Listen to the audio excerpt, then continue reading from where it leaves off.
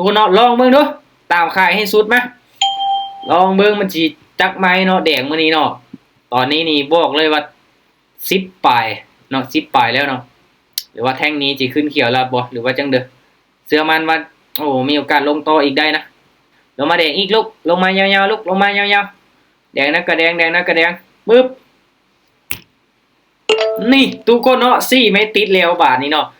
ป้าขันเฮาตามขายตั้งแต่ไม้แรกนี่ทุกคนคิดเบิ่งวินมาโอ้โหว่าจะเป็นการตั้งเป้า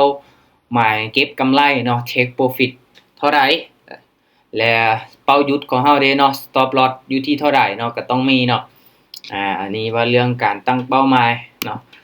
และการวางแผนของเฮาเนาะต้นทุนสำหรับรอบนี้ค่อยเอาต้นทุนมา500เหรียญนี่ค่อยจะเก็บกำไรคือเก่าเนาะ10-20%เนาะและวิธีการบริหารต้นทุนนี่ค่อยจะเดือนคูณเงินได้ประมาณ5ไม้เนาะประมาณนี้แหละประมาณ5ออเดอร์เนาะถ้าว่าเฮาบ่พลาดติดกันฮอด5ไม้นี่อาจจะพลาดไม้1วินมีกำไรเนาะมาพลาด2พลาด3พลาด4บ่ให้พลาดเกิน5ไม้ว่าซั่นซะเนาะถ้าพลาดเกิน5ออเดอร์นี่เอาติดลบเลยเนาะอันนี้เนาะคือวิธีที่ค่อยเทรดเนาะเก่งกำไรเขาก็อยากแนะนำเนาะก็ขึ้นอยู่กับทุกคนกราฟของอีเธเรียมเด้อทุกคนได้เนาะกราฟของอีเธเรียมเนาะคือทุกคนเข้ามาเนาะ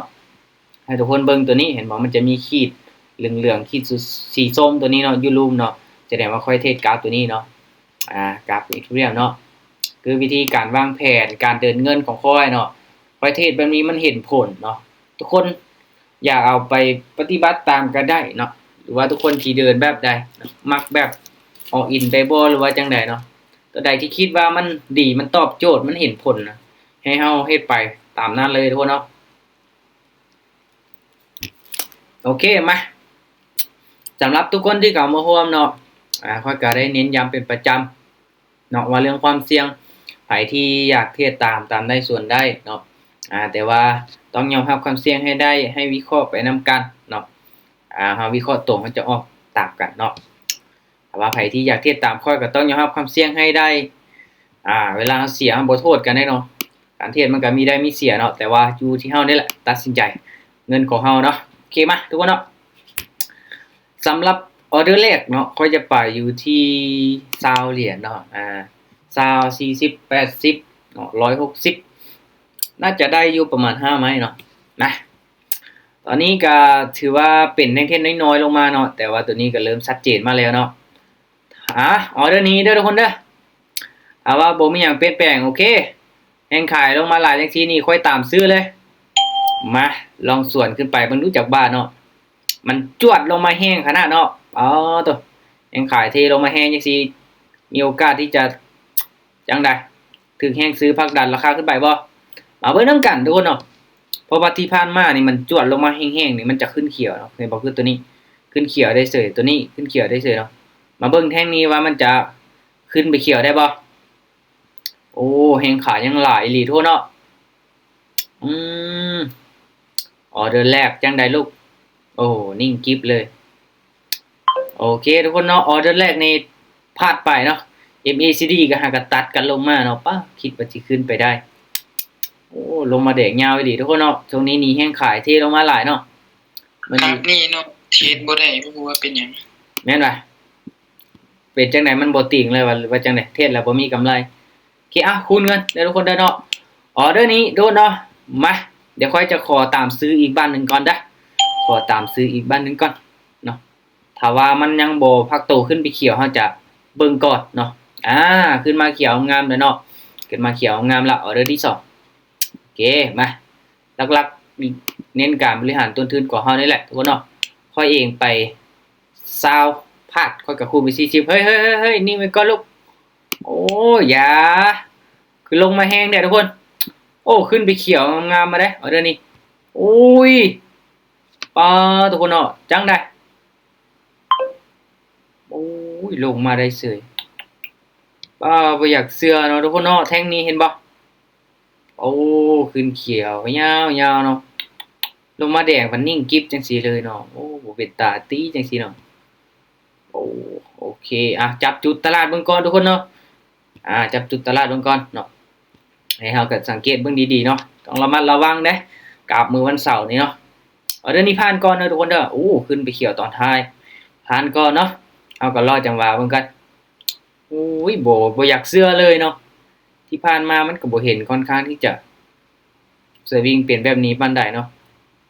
ลงมาได้เสยแท่งนี้โอเคมาคูณเงินทุกคนเนาะปรับเงินมาลุ้นมานำกันเนาะต้องระมัดระวังทุกคนเนาะกราบมือวันเสาร์เนาะเอามาเบิ่งนำกัน Bitcoin เด้โอเคบ่เนาะ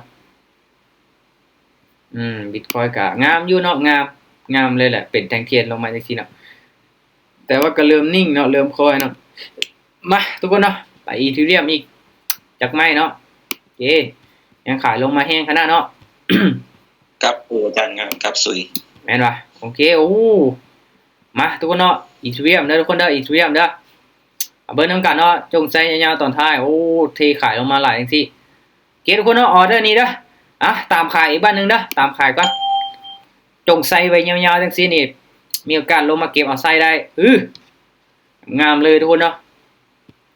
เทขายลงมางามเลยเนาะออเดอร์นี้ถ้าว่าขึ้นไปเขียวนี่ก็ทางไปทางมันทุกคนเราปิดมิทติ้งนี่แล้วครับลงมาแดงงามๆเลยเนาะมาจังใดก็ต้องปิดแดงงามๆเฮาได้เนาะออเดอร์คุณเงินออเดอร์ที่3โอเค บอกงามๆเลยทุกคนเนาะทรงนี้ถือว่าเป็นแนวโน้มขาลงชัดเจนเนาะเป็นแนวโน้มขาลงชัดเจนเลยเนาะเห็นบ่มันก็เป็นแดงทุกไม้เลยเนาะเฮานับเบิ่งแท่งเทียนออกผลก็ได้ทุกคนเนาะออเดอร์นี้ก็แดงออเดอร์นี้ก็แดง5-6ไม่ติดเลยเนาะแสดงว่าลงมาแห้งขนาดทุกคนเนาะคริปโตมื้อนี้นี่น่าจะแดงเนาะเมื่อวานนี้เขียวเนาะโอเคปรับเงินเนาะออเดอร์นี้20เหรียญมาทุกคนเนาะออเดอร์นี้ซื้อบ้านนึงเด้อซื้อบ้านนึงซื้อมีโอกาสพักโตเนาะมาเบิ่งนำกันว่าแท่งนี้จะพักโตเขียวได้บ่เนาะเพราะว่าเบิ่งตามแท่งเทียนโดจีตัวนี้เนาะมาลุ้นมานำกันเด้อว่ามันสิพักโตเขียวได้บ่แต่จุดนี้ก็ยังถือว่าเสี่ยงอยู่ทุกคนเนาะเสี่ยงอยู่เพราะว่าเส้นตัวนี้มันหักก็เริ่มตัดลงมาเนาะเดี๋ยวมาเบิ่งนำกันว่าสิพักโตเขียวบ่เมื่อกี้นี้ขึ้นไปเขียวแล้วนะจังใดลูกจังใดบ่ได้ทุกคนเนาะเห็นบ่ขึ้นไปแท่งนี้เนาะโอเคบ่เป็นหยังมาปรับเงินไปต่อทุกคนเนาะแสดงว่าแนวโน้มยังเป็นขาลงเลยเนาะบ่คิดว่ามันสิมาแดงหลาย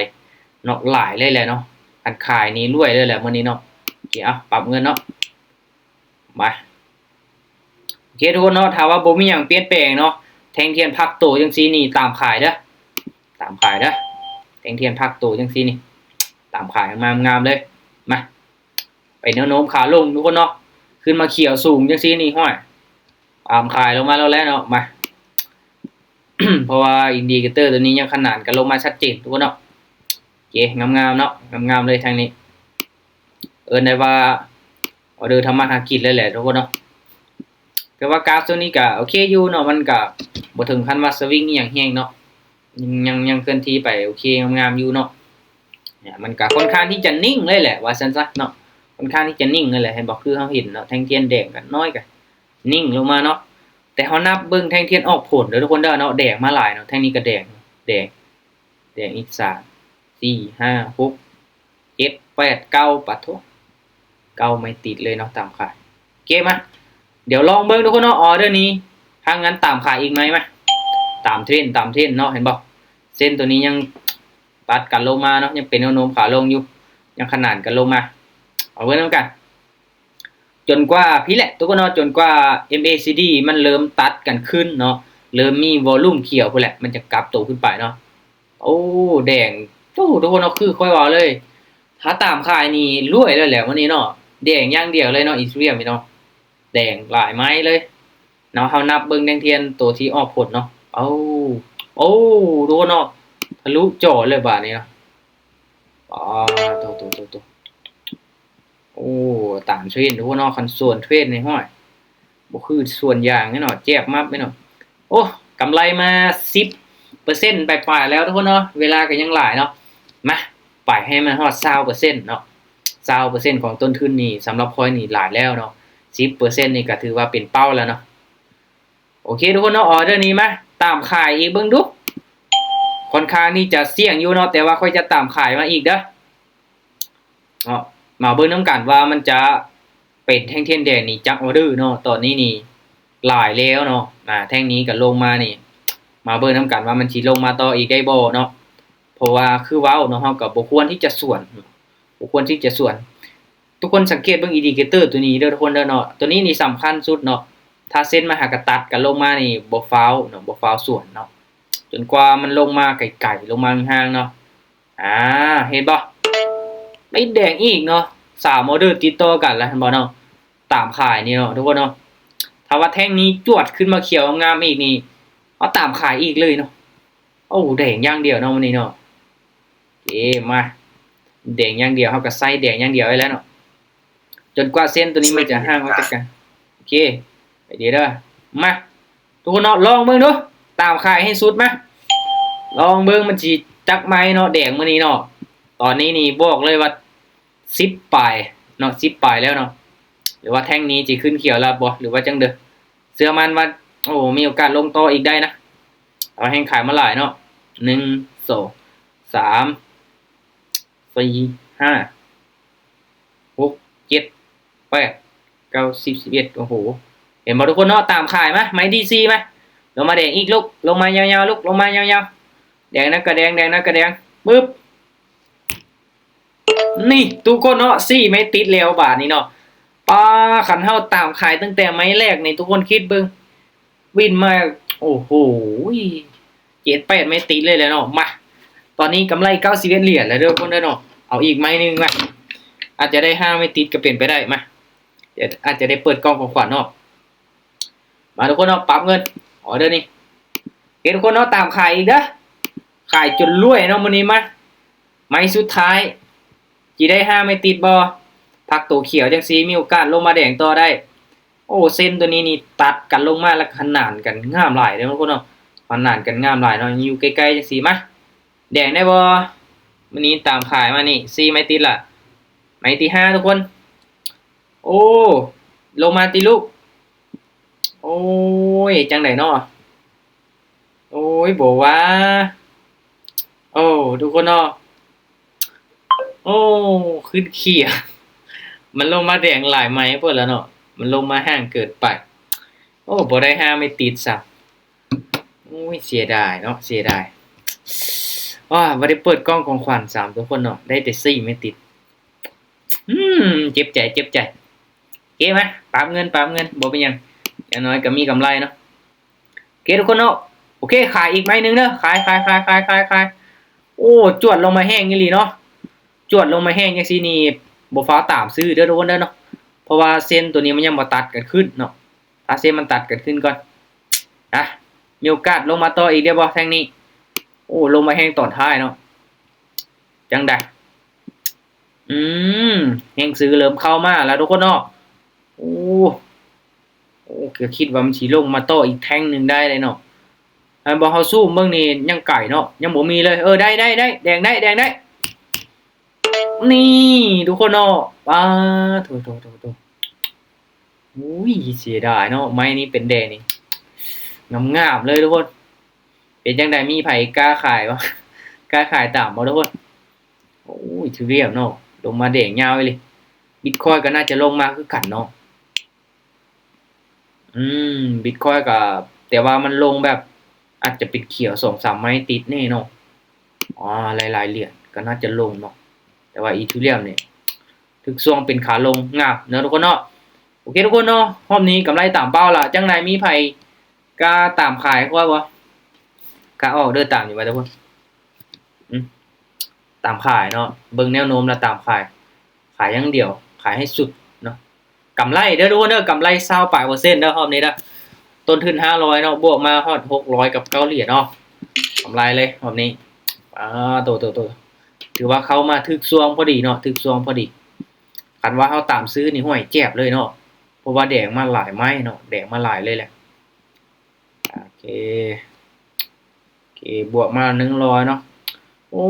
เสียดายบ่ได้5ไม่ติดเพราะน้องบ่ได้เปิดกล้องของขวัญซะเห็นบ่โอเคบ่มีหยังมา การหลักๆทุกคนเนาะคือที่เฮาเว้าเนาะในเมื่อเฮามีแผนแล้วเราต้องมีความรับผิดชอบเนาะในเมื่อเฮาได้เขียนออกมาแล้วว่ากำไรเท่าใดเฮาจังสิหยุดเนาะเป้าเสียเท่าใดเฮาจังสิหยุดฮอดเป้านี่ต้องหยุดให้ได้เนาะทุกคนเนาะต้องหยุดให้ได้หลายคนนี่ฮอดเป้านี่หยุดบ่ได้เนาะฮอดเป้านี่หยุดบ่ได้อยากเทรดต่ออยากเทรดไปต่อเทรดไปเทรดมามีกำไรสุดท้ายติดลบเบิดก็มีทุกคนเนาะอันนี้นี่เฮาต้องได้หักห้ามใจตัวเองเนาะอย่างน้อยเฮาก็ได้น้อยก็ยังถือว่าบวกเด้เนาะพอร์ตของเฮาก็ยังเขียวเทรดแล้วเนาะตามเป้าแล้วเฮาก็ไปเฮ็ดอย่างอื่นเนาะเฮาก็สบายใจแม่นบ่เทรดแล้วได้ใช้ชีวิตเนาะเทรดแล้วสินั่งเฝ้ากราฟเปิดมือเบิดเว้นเนาะบ่ได้ไปใส่นี่เอาไปเอามาสุดท้ายติดลบคือเก่าได้ทุกคนเนาะทางงานแล้วก็กำไรแล้วก็พักเนาะไปเทรดเอาแต่ละน้อยเนาะโอเคเงียบกริบเลยทุกคนบ่แม่นนอนหลับหมดเลยเนาะบ่มีหยังอยากถามมาด้วยถ้าว่าบ่มีหยังนี่ถือว่ารอบนี้นี่มาไวไปไวเนาะ15นาทีก็ถือว่าตามเป้าแล้วใช้เวลาเทศบ่หลายเนาะแล้วค่อยอยากเน้นเรื่องการบริหารต้นทุนเด้อทุกคนเด้อเนาะบ่ว่าทุกคนจะมีต้นทุน100ต้นทุน50ต้นทุน200เนาะพยายามบริหารต้นทุนคูณให้ได้4-5ไม้เนาะจะเป็นการดีคือค่อยนี่เอางบมา500ค่อยเดือนไม้ละ20ถ้าสมมุติว่าเอางบมา200ค่อยอาจจะเดือนไม้ละ10สูงสุดเนาะหรือว่าไม้ละ5เหรียญเนาะถ้ามีงบ100นึงค่อยก็เริ่มต้นด้วยไม้ละ2เหรียญ3เหรียญ5เหรียญเนาะอาศัยแบบคูณขึ้นไปเนาะพอเฮาก็บ่ฮู้เนาะอนาคตแน่นอนว่ามันสิวินทุกไม้เนาะเอาสิอออินใช้บัดเดียวนี้อันตรายเนาะแน่นอนแหละคันว่ามันวินไม้เดียวเนาะเอาไปไม้ใหญ่มันก็ได้กำไรไวแต่เวลาเสียมันก็เสียไวเนาะทางงานนี่ค่อยคิดว่าเดินเงินแบบนี้มีโอกาสหลายกว่าเนาะหลักๆก็อยู่ที่การประเมินความเสี่ยงของแต่ละคนเนาะอย่าประมาททุกคนเนาะอย่าประมาทถึงความเสี่ยงเนาะทางงานให้คำนึงถึงเสมอเนาะทุกรอบเลยเนาะเฮาก็คือเห็นแน่ตอนที่เฮาเสียเนาะตอนที่เฮาได้แล้วโอ้ยใจมันขึ้นเลยนะเนาะจังได๋ก็มั่นใจแล้วเนาะกราฟจังได๋ก็บ่ย้านเนาะเอาไปเอามาเฮามั่นใจเกินไปเนาะจนลืมคำนึงถึงความเสี่ยงก็มีโอกาสที่จะเจ็บตัวเนาะทุกคนเนาะทางงานอย่าลืมเนาะตัวนี้สำคัญหลายเนาะพยายามเฮ็ดตามแผนไปก่อนเนาะโอเคเอาสำหรับรอบนี้ทุกคนเนาะถือว่าขอบใจทุกคนที่เข้ามาร่วมเนาะก็ตั้งใจศึกษาตั้งใจพัฒนาฝีมือการเทรดของตนเองเนาะสำหรับก็แม่นก็พร้อมที่จะแชร์ความรู้แชร์ประสบการณ์ให้เนาะทุกคนมีตัวใดบ่เข้าใจก็ถามได้ทุกคนเนาะแล้วก็ฝากติดตามเนาะทุกช่องทางของค่อยวันนาเทรดเดอร์ทุกคนเนาะว่าจะเป็น YouTube แน่เนาะ TikTok แน่ Facebook แน่เนาะสำหรับคลิปใน YouTube เนาะค่อยก็ได้เอาลงไปหลายเนาะจะหลายเป็นคลิปเทศในมีตติ้งสดๆนี่แหละบ่ว่าจะได้จะเสียเนาะวันที่20ประมาณ25-26ทุกคนเนาะท้ายเดือนนี้เนาะค่อยจะเอาเป็นบทเรียนเนาะขึ้นมาแชร์ขึ้นมาสอนให้กับทุกคนเนาะเวลา 8:00 นหา 9:00 นแลงทุกคนเนาะแต่ค่อยจะแจ้งลงไปก่อนเนาะว่าจะขึ้นเมื่อใดให้ทุกคนถ้าติดตามเนาะหลักๆเฮาต้องหนักแน่นในแผนการของเฮาเนาะมีความรับผิดชอบต่อแผนการเนาะรักษาความมั่นสัญญากับตนเองให้มันได้เนาะในเมื่อเฮาว่าหยุดก็คือหยุดเนาะเศร้าก็คือเศร้าพักก็คือพักทุกคนเนาะต้องมีวินัยกับตนเองแท้ๆเนาะจังอยู่รอดในวงการนี้เด้อโอเคเอาบ๊ายบายเนาะทุกคนเนาะเจอกันใหม่รอบต่อไปเนาะอาจจะเปลี่ยนมื้ออื่นเนาะอาจจะเปลี่ยนมื้ออื่นมื้อวันที่19เนาะเบิ่งนำกันเนาะโอเคกำไรแล้วก็พักก่อนเนาะบ๊ายบายทุกคนเนาะเจอกันใหม่รอบต่อไปมันมาเด้อบวกๆทุกคนเด้อพากันถอนรัวๆเลยเนาะ